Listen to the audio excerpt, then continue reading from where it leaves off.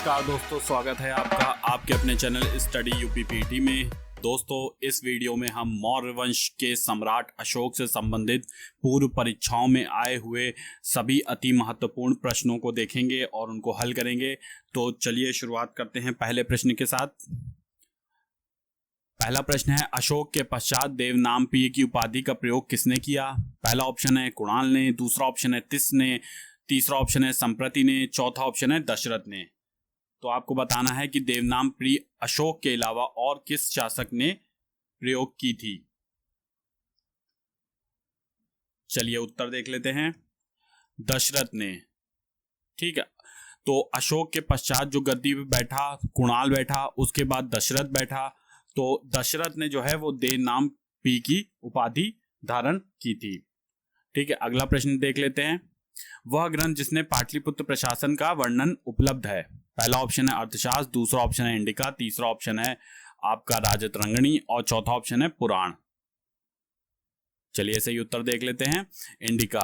ठीक है, इंडिका जो है मेगास्थनीज द्वारा रचना की गई और जो है अर्थशास्त्र जिसमें कि कौटिल्य द्वारा रचना की गई, जिसमें मौर्य प्रशासन का वर्णन है। पाटलिपुत्र प्रशासन का वर्णन इंडिका में है। चलिए अगला प्रश्न देख लेते हैं। अशोक की नीतियों एवं इसके व्यक्तित्व की जानकारी का स्रोत है। पहला ऑप्शन है समकालीन बौद्ध साहित्य, दूसरा ऑप्शन है संस्कृत साहित्य, तीसरा ऑप्शन है उत्खनन, चौथा ऑप्शन है शिलालेख और स्तंभ लेख।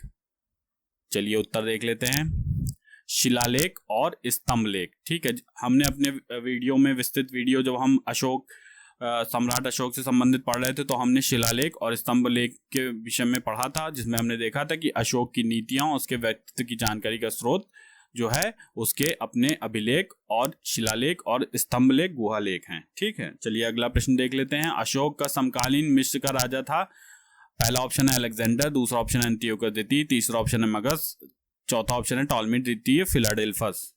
ठीक है, चलिए उत्तर देख लेते हैं। टॉलमी द्वितीय फिलाडेल्फस जो था अशोक के समकालीन मिस्र का राजा था। अगला प्रश्न देख लेते हैं। अपने पिता बिंदुसार के शासनकाल में अशोक ने किस क्षेत्र में विद्रोह का दमन किया? पहला ऑप्शन है तक्षशिला में, दूसरा ऑप्शन है मध्य प्रदेश में, तीसरा ऑप्शन है दक्षिणापथ में, चौथा ऑप्शन है प्राच्य में। तो कहां पर जो है अशोक ने जो विद्रोह का दमन किया था? उत्तर देख लेते हैं, तक्षशिला में। ठीक है, पहले विद्रोह का दमन करने के लिए अशोक को भेजा गया, दूसरी बार उसके भाई सुसीम को भेजा गया। चलिए अगला प्रश्न देख लेते हैं। मौर्य काल का मानक सिक्का था। पहला ऑप्शन है निष्क, दूसरा ऑप्शन है माशक, तीसरा ऑप्शन है कुशनल और चौथा ऑप्शन है पर्ण। चलिए उत्तर देख लेते हैं। पर्ण जो था वो मौर्य काल का मानक सिक्का था। अगला प्रश्न देखते हैं। सारनाथ के धमेक स्तूप का निर्माण करवाया था। पहला ऑप्शन है अशोक ने, दूसरा ऑप्शन है कनिष्क ने, तीसरा ऑप्शन है मिनांडर ने, चौथा ऑप्शन है हर्ष ने। चलिए उत्तर देख लेते हैं। अशोक ने जो है वो सारनाथ के धमेक स्तूप का निर्माण कराया था। ठीक है, अगला प्रश्न है। अशोक का प्रसिद्ध स्तंभ जो प्रारंभ में कौशाम्बी में स्थित था, बाद में प्रयाग में किस शासक द्वारा लाया गया? तो पहला ऑप्शन है कनिष्क के द्वारा, दूसरा ऑप्शन है समुद्रगुप्त के द्वारा, तीसरा ऑप्शन है फिरोज तुगलक के द्वारा, चौथा ऑप्शन है अकबर के द्वारा। तो चलिए उत्तर देख लेते हैं। अकबर के द्वारा अशोक का स्तंभ कौशाम्बी से प्रयाग यानी इलाहाबाद में लाया गया। चलिए अगला प्रश्न देखते हैं। रुम्मनदेही स्तंभ किसके शासनकाल का है? पहला ऑप्शन है अशोक का, दूसरे ऑप्शन है कनिष्क काल का, तीसरा ऑप्शन है समुद्रगुप्त का, चौथा ऑप्शन है मिनांडर का। तो आपको बताना रुम्मनदेही स्तंभ लेख किसके शासनकाल का है? और उत्तर है अशोक के काल का। ठीक है, और इसी में चर्चा है महात्मा बुद्ध के जन्म स्थान की। ठीक है, चलिए अगला प्रश्न देख लेते हैं। सर्वोत्कृष्ट अशोक कालीन स्थापत्य है। पहला ऑप्शन है स्तूप, दूसरा ऑप्शन है महल, तीसरा ऑप्शन है स्तंभ, चौथा ऑप्शन है गुफाएं। चलिए उत्तर देख लेते हैं। स्तंभ जो है अशोक कालीन स्थापत्य का सर्वोत्कृष्ट उदाहरण है। चलिए अगला प्रश्न देखते हैं। अंतिम मौर्य शासक था। पहला ऑप्शन है कुणाल, दूसरा ऑप्शन देववर्मा, तीसरा ऑप्शन है दशरथ, चौथा ऑप्शन है बृहदत्त। ठीक है, तो आपको बताना है कि अंतिम मौर्य शासक कौन था? उत्तर है बृहदत्त था। ठीक है, हम देखते हैं कि अशोक के बाद जो उत्तराधिकारी हुए उसके तो पहला अशोक के बाद तुरंत गद्दी पे कुणाल बैठा, उसके बाद दशरथ बैठा, उसके बाद संप्रति जिसे संपति भी कहते थे वो बैठा, उसके बाद शालिशक बैठा जिसे शालिशुक भी कहा जाता था, उसके बाद देववर्मा, फिर शतधनुष और अंतिम में बृहदत्त गद्दी पर बैठा। ठीक है, चलिए अगला प्रश्न देख लेते हैं। कालसी किसके लिए प्रसिद्ध है? पहला गुप्तकालीन मंदिरों के लिए, दूसरा ऑप्शन है फारसी सिक्कों के लिए, तीसरा ऑप्शन है अशोक के शिलालेखों के लिए, चौथा ऑप्शन है बौद्ध चैत्यों के लिए। तो कालसी किसके लिए प्रसिद्ध है? चलिए उत्तर देख लेते हैं। कालसी प्रसिद्ध है अशोक के शिलालेखों के लिए। ठीक है, कालसी है कहाँ? कालसी है उत्तराखंड के देहरादून में। चलिए अगला प्रश्न देख लेते हैं। सारनाथ स्तंभ किसका उदाहरण है? पहला ऑप्शन है मौर्यकालीन कला का, दूसरा ऑप्शन है गुप्तकालीन कला का, तीसरा ऑप्शन है मथुरा कला का, चौथा ऑप्शन है गांधार कला का। चलिए उत्तर देख लेते हैं। मौर्यकालीन कला का उदाहरण है सारनाथ स्तंभ। सारनाथ स्तंभ के बारे में एक दो चीजें और जान लीजिए कि सारनाथ स्तंभ का निर्माण अशोक ने करवाया था। इससे ये प्रतीक था अशोक के चक्रवर्ती शासक होने का। साथ ही साथ इसमें 4 दिशाओं में 4 सिंह मुख किए बैठे हैं और इन सिंहों के नीचे जो है वो 4 चक्र बने हैं चारों दिशाओं में। इन चक्रों में 32 तीलियां हैं और इस सिंह के नीचे जो है 4 पशुओं भी बने हुए हैं, जिसमें गज है, अश्व है, बैल है और सिंह है। और ये जो स्तंभ है 15 अगस्त 1947 को भारत सरकार द्वारा इसको राष्ट्रीय प्रतीक के रूप में चुना गया। चलिए अगला प्रश्न देखते हैं। सांची का स्तूप किसने बनवाया? आपका ऑप्शन है अशोक ने, दूसरा ऑप्शन है कनिष्क ने, तीसरा ऑप्शन है खारवेल ने, चौथा ऑप्शन है हर्षवर्धन ने। ठीक है, चलिए उत्तर का चयन करिए। सांची का स्तूप बनवाया अशोक ने। ठीक है, अशोक ने बनवाया। और सांची का स्तूप स्थित कहाँ है? ये मध्य प्रदेश की राजधानी भोपाल में स्थित है। चलिए अगला प्रश्न देख लेते हैं। अशोक के शिलालेखों से हमें क्या जानकारी मिलती है? पहला ऑप्शन है इसके साम्राज्य विस्तार की, दूसरा ऑप्शन है उसकी प्रशासकीय नीति की, तीसरा ऑप्शन है उसके धार्मिक विचारों की, चौथा ऑप्शन है उपर्युक्त सभी की। तो जब हम अशोक से संबंधित वीडियो में विस्तृत चर्चा कर रहे थे तो हमने देखा था कि अशोक के शिलालेखों में किस चीज की जानकारी मिलती है। तब हमने पढ़ा था उसके साम्राज्य विस्तार की भी जानकारी थी, प्रशासकीय नीति की भी जानकारी थी, उसके धार्मिक विचारों की भी जानकारी थी। तो चलिए उत्तर देख लेते हैं, उपर्युक्त सभी। ठीक है, सभी चीजों का जिक्र जो है जानकारी हमें अशोकों के अभिलेख से मिलती है, अशोक के अभिलेख से। चलिए अगला प्रश्न देख लेते हैं। मोगलीपुत्र तिस्स किसका समकालीन था? पहला ऑप्शन है कनिष्क का, दूसरा ऑप्शन है बिंबिसार का, तीसरा ऑप्शन है अशोक का, चौथा ऑप्शन है हर्ष का। ठीक है, तो चलिए उत्तर देख लेते हैं। मोगलीपुत्र तिस्स अशोक का समकालीन था। ठीक है, चलिए अगला प्रश्न देखते हैं। रुम्मनदेही अभिलेख किस घटना से संबंधित है? पहला है बुद्ध का जन्म से, दूसरा ऑप्शन है बुद्ध की मृत्यु से, तीसरा ऑप्शन है बुद्ध का धर्म परिवर्तन से, चौथा ऑप्शन है गृह त्याग से। तो रुम्मनदेही अभिलेख किस घटना से संबंधित है? बुद्ध के जन्म की घटना से संबंधित है, जिसमें यह बताया गया है कि बुद्ध का जन्म लुम्बिनी में हुआ। ठीक है, चलिए अगला प्रश्न देख लेते हैं। अशोक को किसने बौद्ध धर्म की दीक्षा दी? पहला ऑप्शन है तथागुप्त ने, दूसरा ऑप्शन है उपगुप्त ने, तीसरा ऑप्शन है महेंद्र ने, चौथा ऑप्शन है भद्रबाहु ने। चलिए उत्तर देखते हैं। उपगुप्त ने जो है अशोक को बौद्ध धर्म की दीक्षा दी। अगला प्रश्न देखते हैं। अशोक ने किस नए पद का सृजन किया था?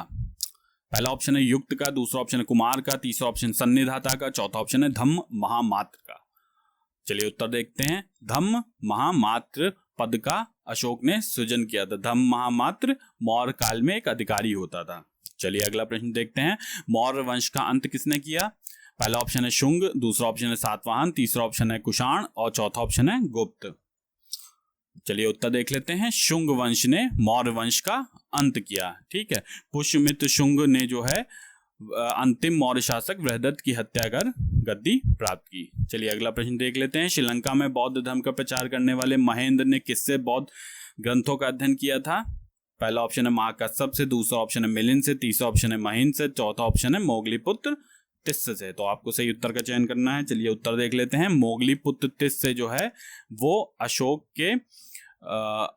के जो पुत्र था महेंद्र, उसने बौद्ध धर्म ग्रंथों का अध्ययन किया था। चलिए अगला प्रश्न देखते हैं। किस ग्रंथ से पता चलता है कि अशोक कश्मीर का संस्थापक था? पहला ऑप्शन है दिव्यदान से, दूसरा ऑप्शन है महावंश से, तीसरा ऑप्शन दीपवंश से, चौथा ऑप्शन है रजत रंगणी से। तो अशोक ने कश्मीर का संस्थापक था। कश्मीर में श्रीनगर की स्थापना की थी, साथ ही साथ नेपाल में ललित पत्तन की स्थापना की थी, और अशोक की पुत्री थी चारुमती जिसने नेपाल में देवपत्तन नामक नगर बसाया था। तो हमें देखना है कि अशोक ने कश्मीर का संस्थापक था, ये पता चलता है हमको रजत रंगणी से। ठीक है, चलिए अगला प्रश्न देखते हैं। अशोक ने किस अभिलेख में कहा था कि सभी मनुष्य मेरी संतानें हैं? पहला ऑप्शन है पांचवा शिलालेख, दूसरा ऑप्शन है छठा स्तंभ लेख, तीसरा ऑप्शन है प्रथम पृथक शिलालेख, चौथा ऑप्शन है द्वितीय पृथक शिलालेख। चलिए उत्तर देख लेते हैं। प्रथम पृथक शिलालेख से पता चलता है कि अशोक ने कहा कि सभी मनुष्य मेरी संतानें हैं। चलिए अगला प्रश्न देखते हैं। किस स्थान पर अशोक ने भूमि कर घटाकर 1/8 भाग कर दिया था? पहला ऑप्शन है बौद्ध गया में, दूसरा ऑप्शन है पाटलिपुत्र में, तीसरा ऑप्शन है लुम्बिनी में, चौथा ऑप्शन है सारनाथ में। चलिए उत्तर देख लेते हैं। लुम्बिनी में। ठीक है, लुम्बिनी की यात्रा पर जब अशोक गया तो उसने पाया कि जो ये स्थान है ये महात्मा बुद्ध के जन्म से संबंधित है, इसी कारण अशोक ने वहां का भूमिकर घटा दिया, और इस घटना का उल्लेख इसमें है रुम्मनदेही अभिलेख में। रुम्मनदेही अभिलेख जो है वो अशोक का सबसे छोटा अभिलेख है। अशोक का समकालीन अंत्योकस कहाँ का राजा था? पहला ऑप्शन है कोरिया का, दूसरा ऑप्शन है मैसेडोनिया का, तीसरा ऑप्शन है मिस्र का, चौथा ऑप्शन है सीरिया का। चलिए सही उत्तर का चयन करिए। सही उत्तर है सीरिया का। ठीक है, अशोक का समकालीन अंत्योकस कहाँ का राजा था? सीरिया का। अगला प्रश्न देखते हैं। निम्न में से कौन सी लिपियां अशोक के अभिलेखों में प्रयुक्त हुई हैं? पहला ऑप्शन है ब्राह्मी खरोष्टी अरमाइक ग्रीक, दूसरा ऑप्शन है खरोष्टी ग्रीक शारदा ब्राह्मी, तीसरा ऑप्शन है देवनागरी अरमाइक ब्राह्मी खरोष्टी, चौथा ऑप्शन है ब्राह्मी खरोष्टी ग्रीक देवनागरी। सही उत्तर का चयन करिए। चलिए देखते हैं सही उत्तर, ब्राह्मी खरोष्टी अरमाइक ग्रीक। ठीक है, तो ये 4 लिपियों में जो है अशोक के अभिलेख लिखे गए हैं। सबसे ज्यादा अभिलेख जो लिखे गए हैं वो ब्राह्मी लिपि में लिखे गए हैं, और खरोष्टी और ग्रीक और अरमाइक लिपि के जो अभिलेख हैं ये हमें उत्तर पश्चिम दिशा से जो अभिलेख मिले उनमें प्रयुक्त हुई है। चलिए अगला प्रश्न देखते हैं। अपने राज्याभिषेक के किस वर्ष अशोक ने कलिंग विजय की? पहला ऑप्शन है चौथे वर्ष, दूसरा ऑप्शन है 8वें वर्ष, तीसरा ऑप्शन 10वें वर्ष, चौथा ऑप्शन है 20वें वर्ष। चलिए सही उत्तर का चयन करते हैं। 8वें वर्ष में जो है अशोक ने कलिंग की विजय की। अशोक के किस अभिलेख में विदेशी राज्यों के साथ उसके संबंधों का उल्लेख है? चलिए ऑप्शन है आपके द्वितीय अभिलेख, दूसरा ऑप्शन है 12वां अभिलेख, तीसरा ऑप्शन है 13वां अभिलेख, चौथा ऑप्शन है 7वां अभिलेख। चलिए उत्तर का चयन करते हैं। 13वें अभिलेख में अशोक के विदेशी राज्यों के साथ संबंधों का उल्लेख है। अगला प्रश्न है। अशोक के अभिलेखों को सर्वप्रथम पढ़ने का श्रेय प्राप्त किया किसने मिला है? किसने सबसे पहले पढ़े अशोक के अभिलेख? पहला ऑप्शन है जेम्स प्रिंसेप ने, दूसरा ऑप्शन है कनिंघम ने, तीसरा ऑप्शन है विलियम जोन्स ने, चौथा ऑप्शन है जॉन मार्शल ने। चलिए सही उत्तर देखते हैं। जेम्स प्रिंसेप जो था उसने सबसे पहले अशोक के अभिलेख पढ़ने का श्रेय प्राप्त किया। चलिए अगला प्रश्न देखते हैं। तृतीय बौद्ध संगीति का अध्यक्ष कौन था? पहला ऑप्शन है पूरण कश्यप, दूसरा ऑप्शन है वसुमित्र, तीसरा ऑप्शन है मोगलीपुत्तिस, चौथा ऑप्शन है अश्व घोष। सही उत्तर देखते हैं। मोगलीपुत्तिस जो था वो तृतीय बौद्ध संगीति का अध्यक्ष था।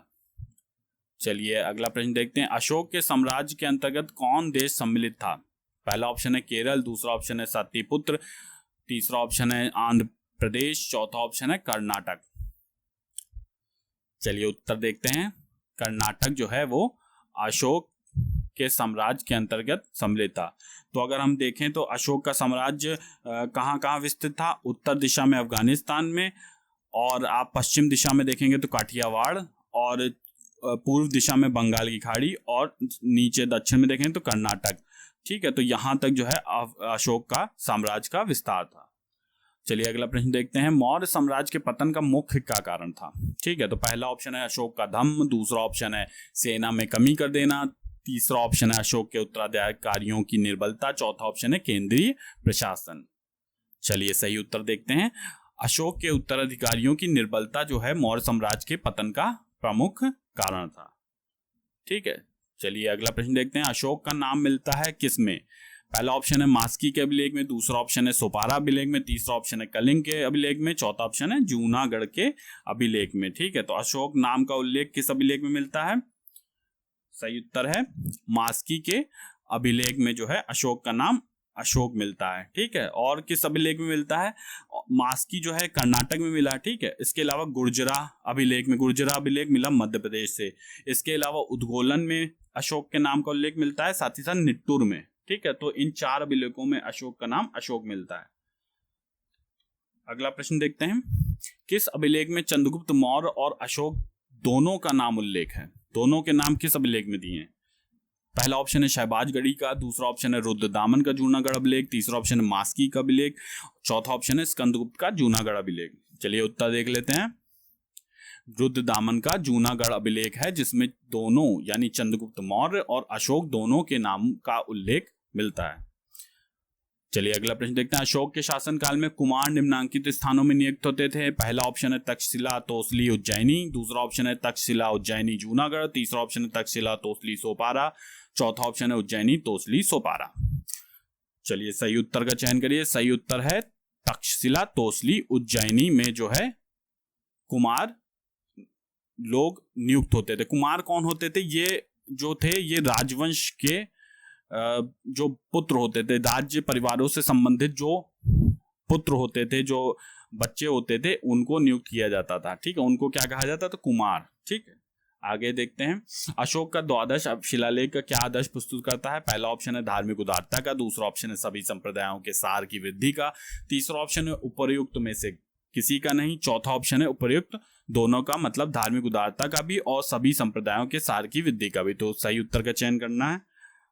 चलिए उत्तर देख लेते हैं। सभी संप्रदायों के सार की वृद्धि का जो है उल्लेख करता है, आदर्श प्रस्तुत करता है अशोक का द्वादश शिलालेख, ठीक है। इसके बाद ये प्रश्न उत्तर फॉर्म में कुछ प्रश्न थे जो पूर्व परीक्षाओं में आए, और इसके बाद जो अन्य प्रश्न बच गए हैं हम उनको वन लाइनर के थ्रू देख लेते हैं, जिससे कि हमारे मौर्य वंश में सम्राट अशोक से संबंधित पूर्व परीक्षाओं में जितने भी प्रश्न आए हैं वो सब कवर हो जाएं, ठीक है। तो वन लाइनर के रूप में देखते हैं कुछ। अशोक ने स्वयं को मगध का सम्राट बताया है किसमें? भाभू स्तंभ में, ठीक है। अशोक के जो शिलालेख संगम राज्य के बारे में हमें बताते हैं ये हैं दूसरा और 13वां शिलालेख में हमें संगम राज्य के बारे में पता चलता है। अगला देखते हैं, अशोक का समकालीन तुर्मै कहाँ का शासक था? मिस्र का शासक था, ठीक है। अगला देखते हैं, सर्वधर्म संभाव की अवधारणा का उल्लेख मिलता है अशोक के किस अभिलेख में? 12वें अभिलेख में। चलिए इसके आगे देखते हैं, कलिंग युद्ध का वर्णन एवं धम्म विजय का उल्लेख मिलता है अशोक के हमें किस शिलालेख में? 13वें शिलालेख में मिलता है। अगला देखते हैं, कलिंग युद्ध किस वर्ष हुआ था? 261 ईसा पूर्व में, ठीक है। और ये कब हुआ था? ये अशोक के राज्याभिषेक के 8वें वर्ष हुआ था। अगला है, अशोक के किस अभिलेख में विदेशी राज्यों के साथ संबंध का उल्लेख है? तो ये 13वें शिलालेख में हमें जो है अशोक के विदेशी राज्यों के साथ संबंध का उल्लेख है। साथ ही 13वें शिलालेख में हमें क्या मिलता है? कलिंग युद्ध का वर्णन मिलता है और धम्म विजय का उल्लेख मिलता है। अगला देखते हैं, अशोक के अधिकांश शिलालेख में प्रयुक्त भाषा है प्राकृत, ठीक है। प्राकृत भाषा का प्रयोग किया है। चलिए अगला देख लेते हैं, अशोक ने कलिंग युद्ध का लड़ा था कब? राज्याभिषेक के 8वें वर्ष, ठीक है। इसी प्रकार जो है बौद्ध धर्म ग्रहण कब किया था? तो ये राज्याभिषेक के 9वें वर्ष में उसने बौद्ध धर्म ग्रहण किया था। और इसका राज्याभिषेक हुआ कब था? तो ये माना जाता है कि राज्याभिषेक जो है 269 में हुआ था, 279 में ईसा पूर्व में अशोक का राज्याभिषेक हुआ था। चलिए अगला देखते हैं, बौद्ध यात्रा कब की थी? राज्याभिषेक के 10वें वर्ष, ठीक है। अगला देख लेते हैं, लुम्बिनी की यात्रा पर अशोक गया था राज्याभिषेक के 20वें वर्ष, ठीक है। तो ये कुछ फैक्ट्स हैं जिनको आपको याद रखना है और ये अक्सर परीक्षाओं में पूछे जाते हैं, इसलिए बहुत इंपॉर्टेंट है, आगे भी पूछे जाने की प्रबल संभावना है। तो दोस्तों ये वीडियो में हमने सारे सम्राट अशोक से संबंधित तथ्य कवर कर लिए हैं और फिर अब हम मिलते हैं अगले वीडियो में और किसी अगले टॉपिक के साथ, ठीक है। तब तक के लिए बहुत बहुत धन्यवाद, शुक्रिया।